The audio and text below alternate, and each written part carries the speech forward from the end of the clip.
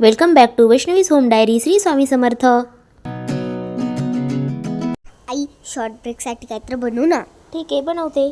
एका पातेल्यात 1 वाटी पाणी घ्यायचं व 1 वाटी गूळ घ्यायचं. 1 वाटी पाण्यासाठी 1 वाटी गूळ या ठिकाणी वापरायचा आहे. गूळ छान वितळून घ्यायचा आहे. आता मोठ्या एका बाउलमध्ये 2 वाटी गव्हाचं पीठ घ्यायचं व अर्धी वाटी बेसन पीठ घ्यायचं. 3 चमचे रवा व 1 चमचा खसखस घ्यायची आहे. चवीनुसार मीठ घ्यायचं आहे. 1 चमचा सुंठ पावडर घ्यायचा आहे. 1 चमचा बडीशेप पावडर घ्यायचा आहे आणि हे सगळं मिक्स करून घ्यायचं आहे. आता यामध्ये कडकडीत गरम तेलाचं मोहन घालायचं आहे. मी 4 चमचे या ठिकाणी गरम तेल घातलं आहे व हे छान चमच्याने मिक्स करून घेतलं आहे.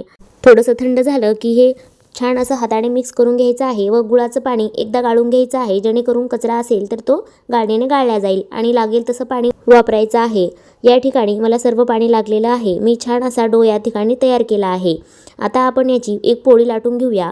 आता या ठिकाणी मी छान अशी पोळी लाटून घेतली आहे व त्यावर थोडीशी खसखस घातली आहे आणि एकदा खसखस घातल्यानंतरनं लाटण्यानं अशी स्प्रेड करून घ्यायची आहे, जेणेकरून खसखस छान चिटकून राहील. आता याचे छोटे छोटे काप करून घ्यायचे आहेत. तुम्हाला हवे त्या आकाराचे तुम्ही काप करून घेऊ शकता. आता हे छान आपण तळून घेऊया. मी गॅसवर तेल ठेवलं होतं. आता तेल छान गरम झालं आहे. त्यामध्ये आता आपण ह्या कापण्या सोडून घेऊया. मस्त कुसकुशीत अशा आपल्या कापण्या तयार झाल्या आहेत. आता आपण मीडियम गॅसवर ह्या कापण्या तळून घेतल्या आहेत. खाण्यासाठी कापण्या रेडी आहेत.